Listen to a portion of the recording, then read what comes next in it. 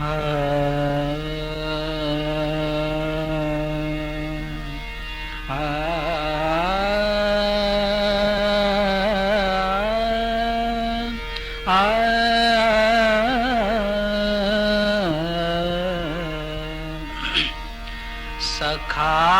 भाव है प्रेम सखा का, सखा भाव है प्रेम सखा का। करो प्रभु से भाव प्रभु से, सखा भाव है प्रेम सखा का। करो प्रभु से भाव प्रभु से, मन तन मित्र प्रभु के अर्पण। काम प्रभु का भाव प्रभु से, सखा भाव है प्रेम सखा का।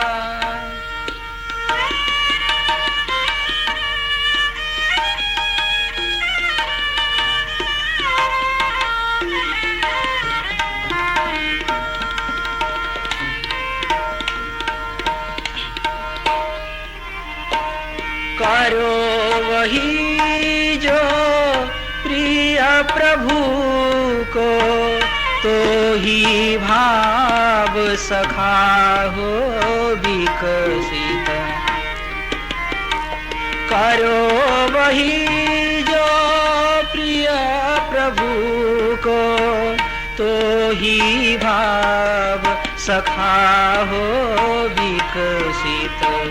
तभी सखा संतुष्ट तुम्हारा, तभी सखा संतुष्ट तुम्हारा। प्रेम प्रभु से भाव प्रभु से, सखा भाव है प्रेम सखा का।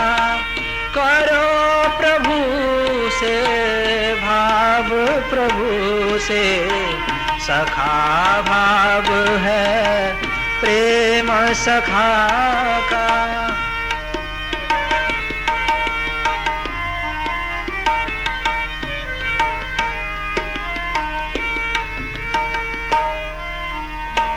प्रेम प्रभु से पैदा करना, प्रेम प्रभु से पैदा करना। बंधन प्रीत में उसको लेना, बंधन प्रीत में उसको लेना।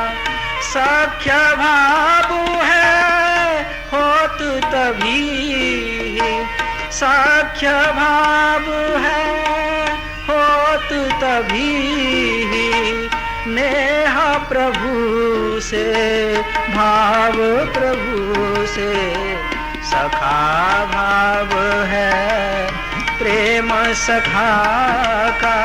करो प्रभु से भाव प्रभु से, सखा भाव है प्रेम सखा का।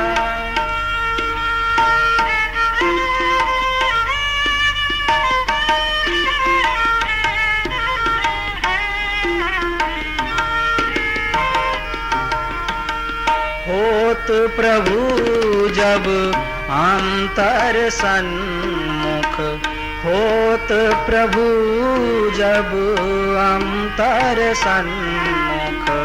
सखा भाव होता स्वाभाविक। अपनापन और श्रद्धा तब ही, अपनापन और श्रद्धा तब ही। भक्ति कर लो भाव प्रभु से, सखा भाव है प्रेम सखा का। करो प्रभु से भाव प्रभु से, सखा भाव है प्रेम सखा का।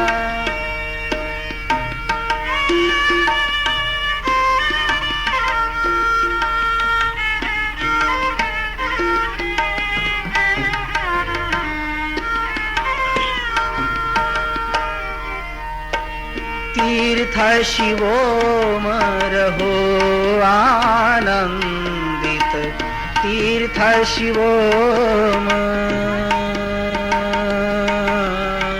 तीर्थ शिवोम, तीर्थ शिवोम रहो आनंदित।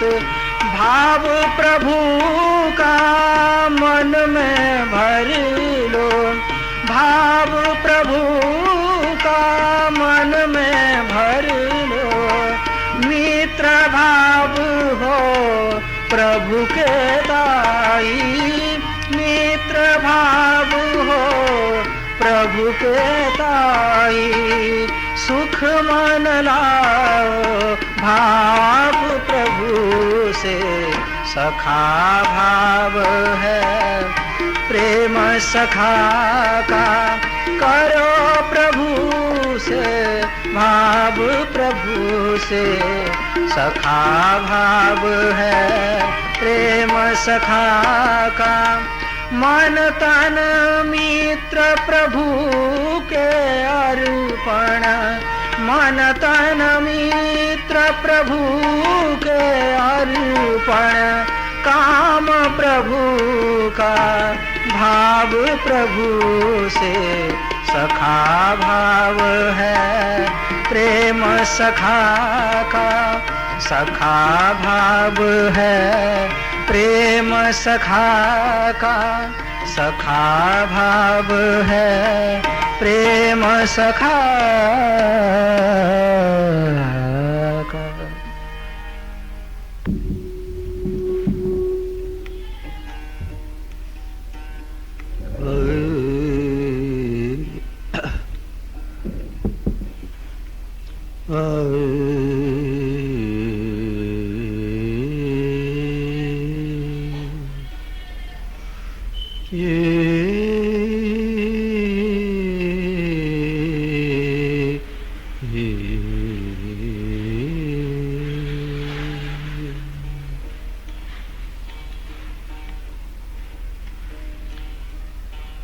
मनवा क्यों शर्माए रे मनवा, क्यों शर्माए रे मनवा, क्यों शर्माए रे क्यों शर्माए रे मनवा, क्यों शर्माए रे मनवा, क्यों शर्माए रे क्यों शर्माए रे। पीव मिले ना तो अबला, पीव मिले ना तो अबला, तो दुख पाए रे मनवा, मनवा क्यों शर्माए रे मनवा, क्यों शर्माए रे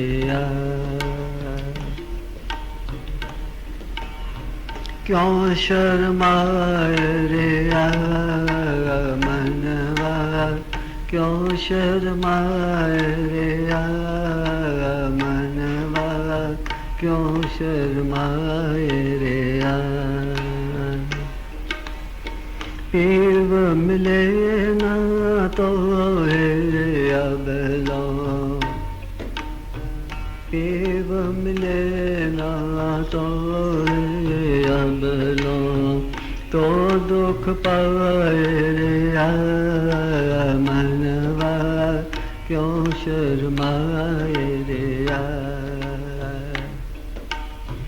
क्यों शर्माए, क्यों शर्माए, क्यों शर्माए, क्यों शर्माए, क्यों शर्माए, क्यों शर्माए रे मनवा, क्यों शर्माए रे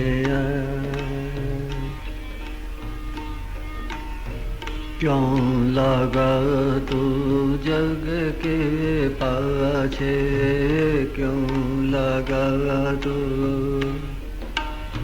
क्यों लगा तू जग के पाछे, क्यों लगा तू जग के पाछे, क्यों मन विषयन दीना, क्यों मन विषयन दीना, समझ न आए तो है अजहूँ, समझ न आए तो है अजहूँ, जग ललचाए रे मनवा, क्यों शर्माए रे क्यों शर्माए, क्यों शर्माए, क्यों शर्माए, क्यों शर्माए, क्यों शर्माए, क्यों शर्माए मनवा, क्यों शर्माए मनवा, क्यों शर्माए रे जगत भुलावा मन भर माया, मन भर माया, जगत भुलावा मन भर माया, जगत भुलावा मन भर माया, इसमें सार न कोई, इसमें सार न कोई,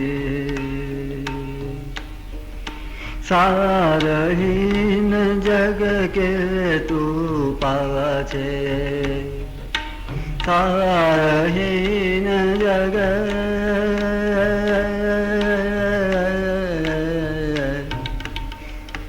सारहीन जग के तू पाछे, मन भटकाए रे मनवा, क्यों शर्माए रे क्यों शर्माए, क्यों शर्माए, क्यों शर्माए, क्यों शर्माए, क्यों शर्माए, क्यों शर्माए रे मनवा, क्यों शर्माए रे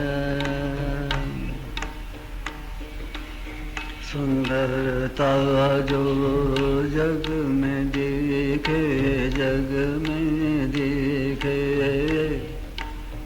सुंदरता जो जग में दिखे, सुंदरता जो जग में दिखे, चेतन की छाया, चेतन की छाया, जड़ को छोड़ पकड़ चेतन को, जड़ को छोड़,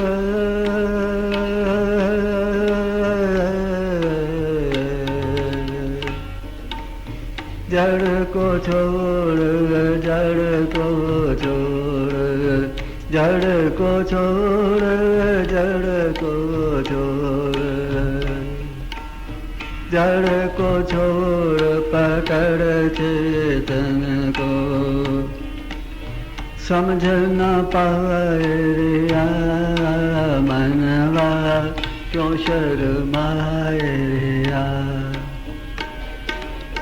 क्यों शर्माए क्यों शर्माए क्यों शर्माए क्यों शर्माए क्यों शर्माए क्यों शर्माए क्यों शर्माए क्यों शर्माए क्यों शर्माए मनवा क्यों शर्माए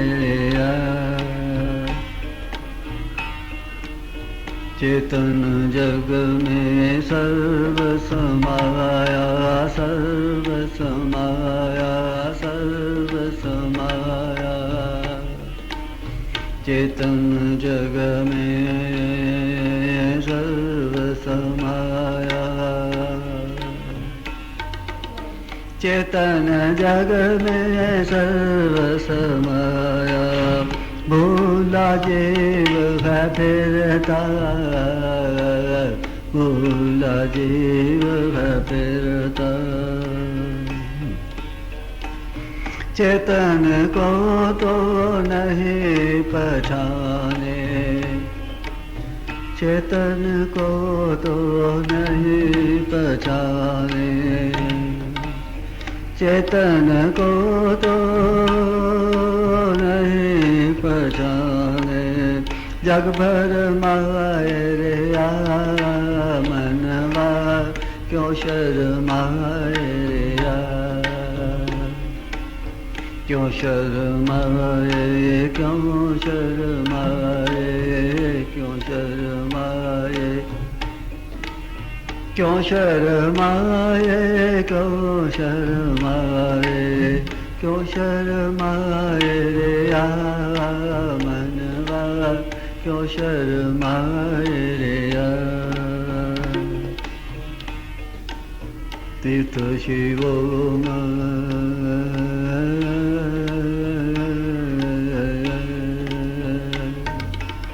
तीर्थ शिवोम समझ मन मूरख तीर्थ शिवोम तीर्थ शिवोम तीर्थ शिवोम समझ मन मूरख तीर्थ शिवोम समझ मन मूरख चेतन सुख का दाता चेतन सुख का दाता चरमन को जग जड़ ही भासत चरजन को जड़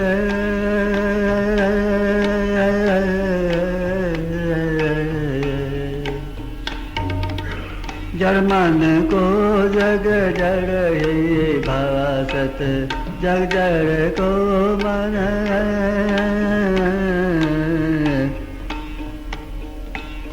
जरमन को जग जड़ ही भासत जरमन छाए रे मनवा क्यों शर्माए रे क्यों शर्माए क्यों शर्माए क्यों शर्माए क्यों शर्माए क्यों शर्माए रे मनवा क्यों शर्माए रे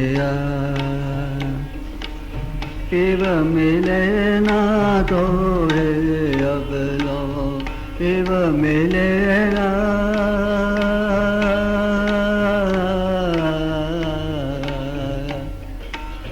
शिव मिले ना शिव मिले ना शिव मिले ना शिव मिले ना शिव मिले ना तो रे अब लो तो दुख पाए रे मनवा क्यों शर्माए रे मनवा क्यों शर्माए रे मनवा क्यों शर्माए रे मनवा, क्यों शर्माए रे मनवा, क्यों शर्माए रे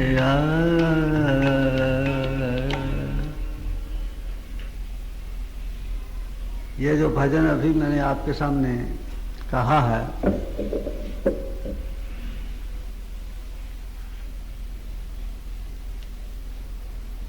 जीव की अपनी भूल है और भूल के कारण वो सिर नीचा करके शर्मसार होकर के किसी और देखता नहीं, बड़ा शर्मिंदा होता है। तो कहते हैं कि क्यों शर्मिंदे हो रहे हो? क्या अभी तक पिया नहीं मिले, अभी तक प्रभु के दर्शन नहीं हुए, इसलिए दुख पा रहे हो? और चूंकि दुख पा रहे हो, जगत के प्रति आसक्त हो, मन चंचल है, विषयों के अंदर आसक्ति है, इसलिए तुम शर्मिंदे हो रहे हो।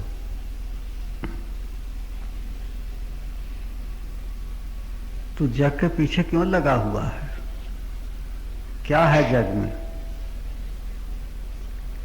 क्षण में बदल जाता है, अभी कुछ है तो कभी कुछ है। अपने शरीर के अंदर भी प्रतिक्षण परिवर्तन हो रहे हैं, जगत के अंदर भी प्रतिक्षण परिवर्तन हो रहे हैं। हमारी तो वो स्थिति है कि हम रेलगाड़ी में बैठे हैं, रेलगाड़ी भी चल रही है और बाहर का दृश्य भी भाग रहा है। अब हमारी दृष्टि एकाग्र हो बाहर के दृश्य पर तो कैसे हो? एक तो हमारा मन चंचल, हमारा मन परिवर्तनशील, और दूसरे ये जगत के ऊपर हम अपने चित्त को एकाग्र करने का प्रयत्न करते हैं और जगत प्रतिक्षण परिवर्तित होता जा रहा है। मन एकाग्र हो तो कैसे हो? तेरा मन एकाग्र नहीं होता, इसलिए तू शर्मिंदा है। किंतु तुझे अभी तक इस बात की समझ नहीं आई। तू जगत को देख करके ललचाता है, आसक्त होता है, आकर्षित होता है, जगत के पीछे भागता है और दुख पाता है। और दुख पाता है इसलिए तू शर्मिंदा है। ये जगत केवल भुलावा है, दिखाई कुछ देता है, वास्तविकता कुछ है। दिखाई सुख देता है, किंतु उस सुख के अंदर दुख छिपा हुआ होता है। जगत के अंदर सुख नाम की कोई वस्तु है ही नहीं। किसी भी व्यक्ति के चित्त के अंदर झांक करके आप देखो, आपको उसका चित्त चंचल, विक्षिप्त और दुखी दिखाई देगा। ऊपर से चमक दमक, अच्छे कपड़े पहने हुए, शेव की हुई, बाल संवारे हुए, बूट पॉलिश किए हुए, गाड़ी पर बैठे हैं, किंतु अंदर से मन बुझा हुआ, दुखी, विक्षिप्त है, चंचल। इस जगत के अंदर कोई सार नहीं है।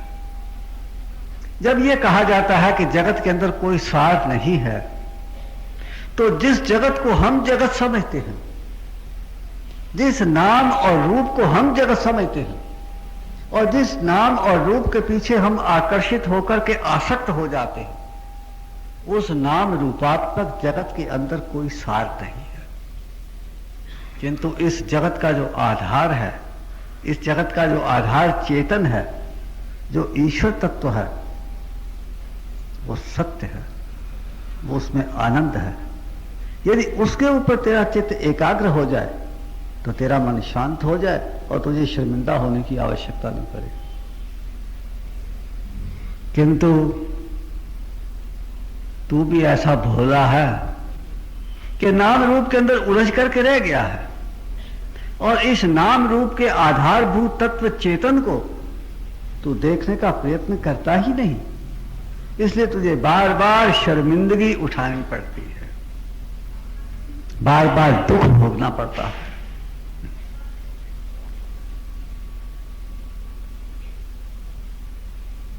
इस सारहीन जग के पीछे लग करके तू अपने मन को भटका रहा है। तुझे जगत के अंदर जो सुंदरता दिखती है, ये सुंदरता तो कुछ भी नहीं। यदि इस सुंदरता के वास्तविकता के ऊपर तू विचार करे तो जो चेतन है, जो ईश्वर तत्व है, और उस ईश्वर तत्व का जो प्रतिबिंब इस जगत के रूप में तुझे दिखाई दे रहा है, वो उस ईश्वर तत्व की सुंदरता का प्रतिबिंब मात्र है। ये सुंदरता नहीं, ये किसी सुंदर तत्व का प्रतिबिंब मात्र है। सुंदर तत्व, आनंददायक तत्व, चेतन तत्व कोई अलग है, वो कोई दूसरा है, वो इसका आधार है। जिस प्रकार से समुद्र के अंदर लहरें उठती हैं, हम लहरों के अंदर उलझ करके रह जाते हैं और समुद्र को भूल जाते हैं। हम लहरों के अंदर इतने तल्लीन हो जाते हैं कि हमें यह ध्यान ही नहीं रहता कि समुद्र भी कुछ है, और ये जो लहरें उठ रही हैं ये वास्तव में समुद्र ही है, लहर कुछ नहीं है। लहर उठती है, कुछ देर तक हमारे सामने रहती है, अपना रूप बदलती रहती है और फिर समुद्र के अंदर विलीन हो जाती है।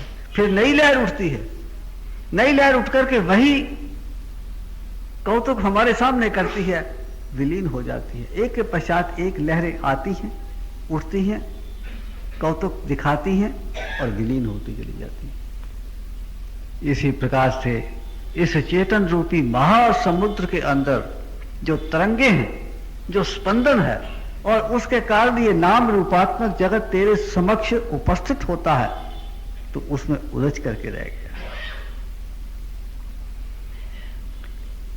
ये जगत की सुंदरता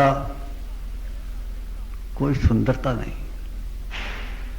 यदि तुझे सुंदर तत्व के दर्शन हो जाए तो तुझे अपनी भ्रांति का भान हो जाए, तुझे पता लग जाए कि मैं अब तक जिसको सुंदर समझ रहा था वो सुंदर था ही नहीं, वो तो केवल मात्र किसी सुंदर तत्व का प्रतिबिंब मात्र था, वो छाया थी और मैं छाया में ही उलझ करके रह गया।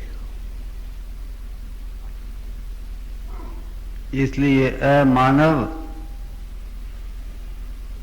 ए मनवा, तू जड़ को छोड़ और चेतन को पकड़। आपने देखा होगा कि ये पंखा चल रहा है।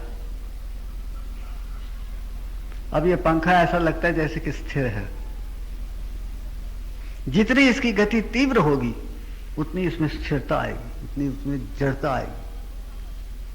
इसी तरह से चेतन के अंदर जितनी भी स्पंदनशीलता अधिक होगी उतनी उसमें जड़ता का भाव, जड़ता का स्वरूप अधिक उभर कर ऊपर आएगा।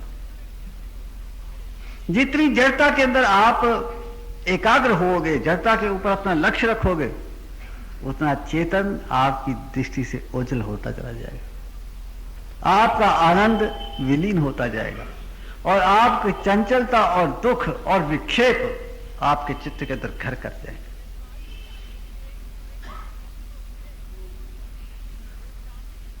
चेतन तत्व, ईश्वर तत्व जगत के कण कण में समाया हुआ है, किंतु दिखाई नहीं देता, क्योंकि हमारे अपने चित्त के ऊपर जो माया का आवरण है, हम उस माया के अंदर से जब, माया के माध्यम से जब इस जगत को देखते हैं तो जगत हमको जड़ दिखाई देता है। जिस प्रकार का हम जिस रंग का चश्मा पहनेंगे उसी रंग का हमको जगत दिखाई देगा। जब हमने अपने चित्त के ऊपर भ्रांति का चश्मा ओढ़ लिया तो हमको जगत नाम रूपात्मक जड़ दिखाई देने लग गया।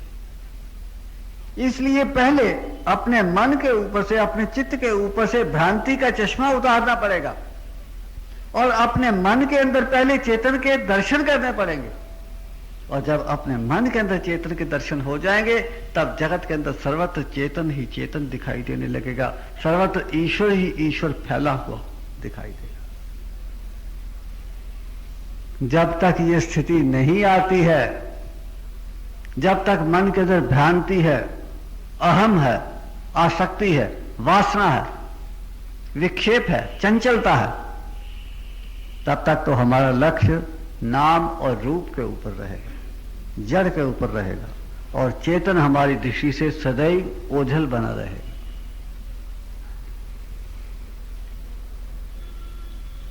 जीव भी क्या वस्तु है, चेतन उसके सामने है, उसको देखता नहीं, जड़ को देखता है, नाम रूप को देखता है, इस जगत के बिगड़े हुए स्वरूप को देखता है, इस जगत की वास्तविकता को नहीं देखता। हमारे गुरु महाराज इस बारे में समझाते थे, थोड़ी दार्शनिक चर्चा है।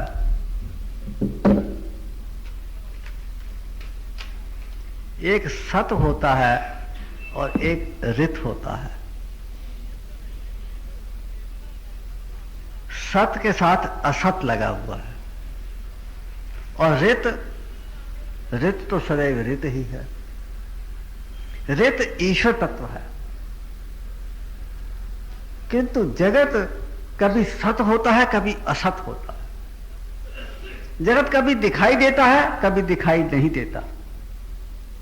जब जगत दिखाई देता है तो वो जगत का सत स्वरूप होता है, और जब जगत दिखाई नहीं देता तो वो जगत का असत रूप होता है। थोड़ी दार्शनिक बात है, थोड़ी गंभीर बात है, इसको थोड़ा सा आप विचार पूर्वक और एकाग्र चित्त होकर के इसको समझने का प्रयत्न करें। सत और असत, जब आप सो जाते हैं जगत विलीन हो जाता है। जब आप सो जाते हैं जगत असत अवस्था में चला जाता है, जगत तमोगुण के अंदर विलीन हो जाता है, जगत होते हुए भी आपको दिखाई नहीं देता। जगत की वो असत अवस्था होती है। जब आप जाग जाते हैं जगत आपके सामने प्रत्यक्ष हो जाता है, वो जगत की सत अवस्था होती है। ये जगत की सत अवस्था और असत अवस्था, ये प्रलय काल के होने पर जगत विलीन हो जाता है, और सृष्टि काल होने पर यह जगत प्रकट हो जाता है।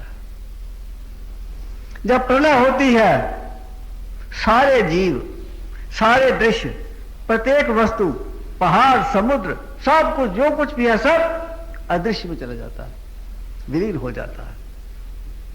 अर्थात जो सत है वो असत में चला जाता है, किंतु असत में रह करके भी वो उसका जो अस्तित्व है वो बना रहता है, वो दिखाई नहीं देता। जैसे एक मिट्टी का लोंदा है, उसमें से आपने घोड़ा बनाया, फिर घोड़ा तोड़ दिया, फिर बंदर बना दिया, फिर बंदर तोड़ दिया, फिर मिट्टी का लौंदा बन गया, फिर आपने हाथी बना दिया, फिर हाथी तोड़ दिया, फिर मिट्टी का लौंदा हो गया। इसका अर्थ है कि मिट्टी का जो लौंदा था उसके अंदर हाथी भी था, घोड़ा भी था, बंदर भी था, और आप जो कुछ भी बनाना चाहते थे वो सब उसके अंदर था, किंतु वो उसकी असत अवस्था थी, वो छुपी हुई अवस्था थी, वो प्रकट नहीं था। किंतु जब आपने उस छुपी हुई अवस्था में से हाथी को निकाल करके उसको प्रकट कर दिया तो उसकी सत अवस्था हो गई। अब ये सत और असत अवस्था जो जगत की है, ये किसी एक आधार के ऊपर सत और असत अवस्थाएं दोनों बदलती रहती है। कोई ऐसा आधार है जिसके ऊपर सत अवस्था और असत अवस्था ये चित्रित होती रहती है। इनके चित्र कभी सत, कभी असत, कभी दिखाई देता, कभी नहीं दिखाई देता, किंतु इनका जो आधार है, जो नित्य आधार है, जो सदैव बना रहता है, जो सत अवस्था में भी और असत अवस्था में भी बना रहता है, उसका नाम है ऋत, उसका नाम है ब्रह्म, उसका नाम है ईश्वर तत्व, उसका नाम है चैतन्य। उस चैतन्य को यदि आप देख लो तो आप इस जगत की सत अवस्था के अंदर भी इसके आधार तक पहुंच जाओगे और ये सत अवस्था आपको दिखाई देते हुए भी गौण हो जाएगी। किंतु जगत की सत अवस्था में से ही ऋत के दर्शन किए जा सकते हैं। असत अवस्था में आप भी असत अवस्था में पड़े रहोगे, क्योंकि जब प्रलय हो जाती है तो जितने जीव हैं वो भी असत अवस्था में चले जाते हैं, जितने जीव हैं वो भी सब अदृश्य हो जाते हैं। उनके जो सूक्ष्म शरीर हैं और सूक्ष्म शरीरों के अंदर जो वासना और संस्कार हैं वो वैसे के वैसे ही पता नहीं कितने लाखों वर्षों तक वैसे ही अदृश्य अवस्था में, असत अवस्था में पड़े रहते हैं। और जब फिर सृष्टि की, पृथ्वी की, जगत की सृष्टि होती है, पुनः जीव उत्पन्न होते हैं और उत्पन्न होने पर फिर जीव प्रकट होते हैं, सद अवस्था में आते हैं, तो उनके सोए हुए संस्कार, उनकी सोई हुई वासना पुनः जागृत हो जाती है और अपने पूर्व संस्कारों के अनुसार वो सुख दुख, मान अपमान, सम्मान, कभी उनको ऐश्वर्य मिल जाता है, कभी वो भूखे मरने लगते हैं, कभी फटे हाल घूमने लगते हैं, कभी महलों में आराम करने लगते हैं। ये सत अवस्था है। किंतु असत अवस्था के अंदर ब्रह्म के, ईश्वर के दर्शन नहीं हो सकते। निद्रावस्था के अंदर ईश्वर के दर्शन नहीं हो सकते। ईश्वर के दर्शन होते हैं केवल जागृत अवस्था के अंदर। जब आप जागृत अवस्था में हैं, जब ये जगत आपके सामने है और अपने सामने से जगत को देखते हुए इस जगत को हटा करके इस जगत के आधारभूत तत्व ईश्वर तत्व को जब आप देखते हैं तो ये जागृत अवस्था में ही संभव होता है। सुषुप्ति की अवस्था में, निद्रा की अवस्था में, तमोगुण की अवस्था में या असत अवस्था में या अदृश्य अवस्था में ईश्वर को प्राप्त करना, ईश्वर को देख पाना, ईश्वर को अनुभव करना, अपनी आत्मा के अंदर स्थिति प्राप्त करना, यह संभव नहीं है। तो यहां कहा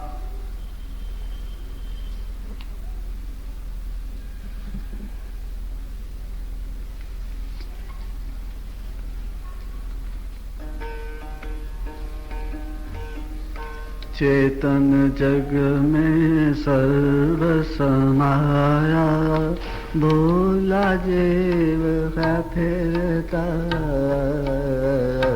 भोला जीव है फिरता।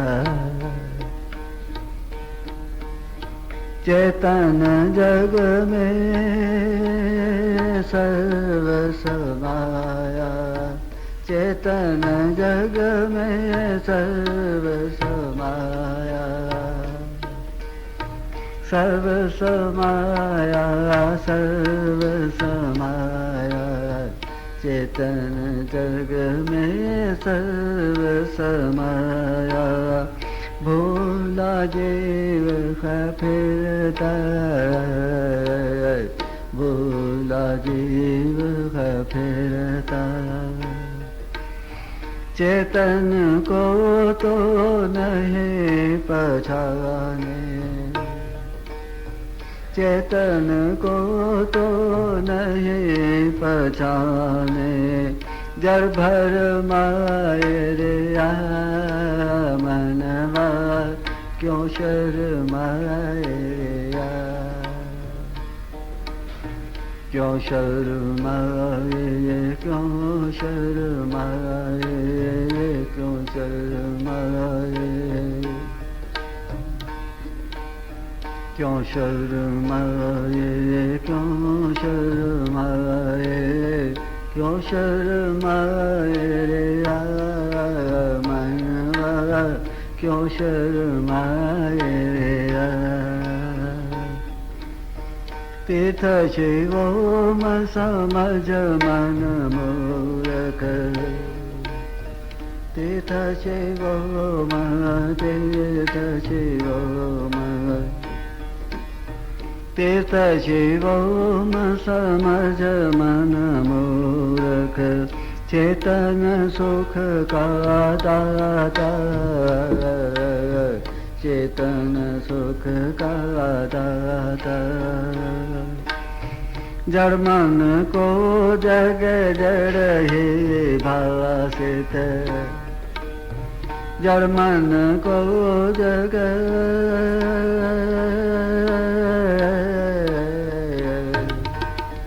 जड़ मन को जड़ ही भासित जड़ मन छाए रे मनवा क्यों शर्माए रे क्यों शर्माए क्यों शर्माए क्यों शर्माए क्यों शर्माए क्यों शर्माए क्यों शर्माए रे मनवा क्यों शर्माए रे मनवा क्यों शर्माए रे ये तो हो गया एक भजन जो मैंने आप लोगों के सामने कहा। अब आज का जो विषय है, विषय चल रहा है नवदा भक्ति का, और नवदा भक्ति का जो 8वां अंग है सखा सख्य मित्रता का भाव, ईश्वर के साथ सखा भाव, समानता के स्तर पर दोनों मित्र एक समान होते हैं। वो उसका मित्र होता है, वो उसका मित्र होता है, दोनों एक समान होते हैं। ऐसा जो स्तर है वो नवदा भक्ति का 8वां अंग है। ये मैंने आपको कई बार कहा है कि ईश्वर के साथ हमारे कई नाते हैं। पिता पुत्र का नाता, माता और पुत्र का नाता, स्वामी और सेवक का नाता, पति और पत्नी का नाता। पति पत्नी के नाते में भी 2 प्रकार के नाते हैं। कई अपने आप को प्रियतम मानते हैं और प्रभु को प्रियतमा मानते हैं, और कई अपने आप को प्रियतमा बन करके और प्रभु को प्रियतम बनाते हैं। कोई स्वयं पत्नी बनता है और प्रभु को पति बनाता है, और कोई स्वयं पति बनता है और अपने प्रभु को अपनी पत्नी बनाता है। 2 प्रकार के नाते। तो तुलसीदास जी ने इसीलिए कहा, तोड़ मोड़ नाते अनेक मानिए सो भावे। तेरे मेरे कई नाते हैं, कई रिश्ते हैं, अब तुझे जो अच्छा लगे वो तू मान ले। इसका अर्थ यह है कि मैं तो तेरे प्रति समर्पित हूं। तू मुझे सेवक के रूप में रखे तो मैं तेरा सेवक हूं, तू मुझे शिष्य के रूप में रखे तो मैं तेरा शिष्य हूं, तू मुझे पत्नी के रूप में रखे तो मैं तेरी पत्नी हूं, और तू मुझे पति के रूप में रखे तो मैं तेरा पति हूं, और मुझे मित्र के रूप में रखे तो मैं तेरा मित्र हूं। किंतु एक बात आप देखिए कि पति पत्नी का जो संबंध है, इसमें पत्नी अपने आप को पति के समर्पित कर देती है। पति की इच्छा के अनुसार, पति की प्रसन्नता के लिए, पति की सेवा के लिए अपने जीवन का सर्वस्व होम कर देती है। गुरु और शिष्य का संबंध है। शिष्य के हृदय में अपने गुरु के प्रति श्रद्धा का भाव, आदर का भाव और समर्पण का भाव होता है। गुरु के मन के अंदर अपने शिष्य के प्रति स्नेह का भाव, वात्सल्य का भाव होता है।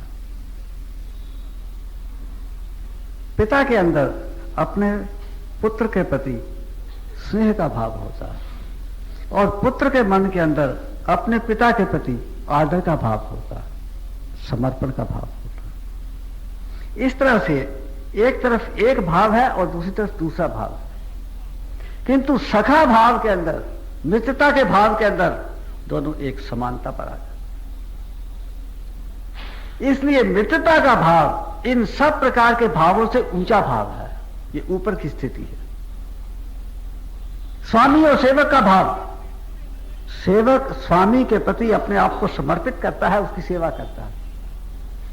शिष्य अपने गुरु की सेवा करता है, उसके प्रति आदर रखता है। पत्नी अपने पति की सेवा करती है। किंतु मित्र और मित्र दोनों एक समान होते हैं। इसलिए मित्रता का जो भाव है, जो सखा का जो भाव है, ये गुरु शिष्य संबंध, पति पत्नी के संबंध, सेवक और स्वामी के संबंध के ये पश्चात, उनके ऊपर का संबंध है, उनके बाद ये अवस्था आती है। सखा भाव बहुत ऊंचा भाव है। सखा भाव गोपी भाव से भी ऊंचा है। सखा भाव शिष्य भाव से, पत्नी के भाव से, सेवक के भाव से, इन सब के भावों से ऊंचा भाव है, ऊपर की स्थिति की अवस्था है।